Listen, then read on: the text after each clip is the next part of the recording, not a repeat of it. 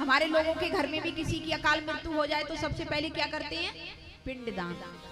आकर के गोकर्ण जी ने घर में जैसे ही गांव में प्रवेश किया, एक आत्मा निकल करके आ रही है, कहीं प्रेत बन रही है, कभी घोड़ा बन जाती है, कभी बैल बन जाती है, कभी सूकर बन जाती है।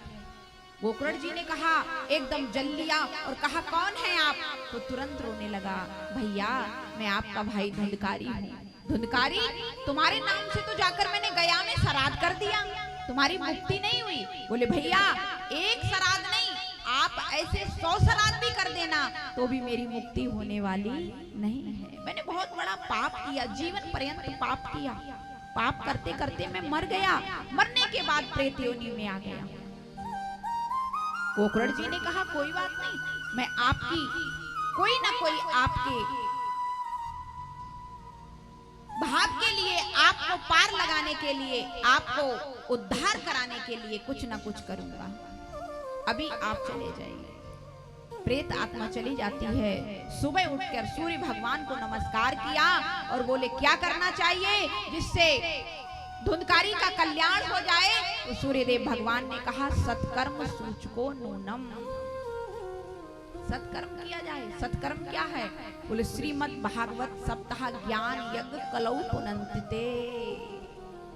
श्रीमद् भागवत सप्ताह ज्ञान यज्ञ कराओगे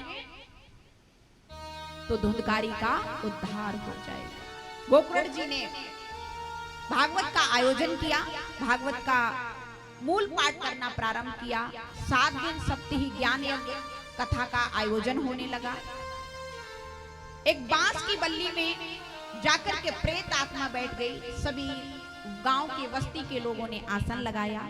गोकर्ण जी कथा श्रवण कर रहे हैं। पहले दिन की कथा विराम लगी, पहली ग्रंथि फटी। दूसरे दिन की कथा विराम लगी, दूसरी ग्रंथि फटी। इसी प्रकार से 7 दिन की कथा विराम लगती गई और 7 ग्रंथि फट गई। और उस बांस की बल्ली से एक दिव्य आत्मा निकली और निकल करके प्रणाम करके जैसे ही बाहर आई कि वैकुंठ से भगवान के पार्षद लेने के लिए आ गए। जब वैकुंठ से पार्षद लेने के लिए आ गए तो एकदम जाकर के सभी लोग खड़े हो गए और कहने लगा कि प्रभु हमने कथा तो सबने सुनी, तो एक विमान क्यों आया? जितने लोगों ने कथा सुनी सबको विमान लेके आना चाहिए। तो कहा कथा सुनने की विधि में भेद हो गया। जिसको प्यास लगी हो ना प्यारे, उसे ये नहीं दिखाई देगा कि आपका पानी आरओ का है या फ्रिज का है या मटका का है, काय का। उसको केवल एक चीज नजर आएगी, बस पानी मिलना चाहिए। धुंधकारी सोच रहा था कथा से मेरा कल्याण होगा तो मुझे कथा मिलनी चाहिए, इसलिए धुंधकारी का कल्याण हो गया।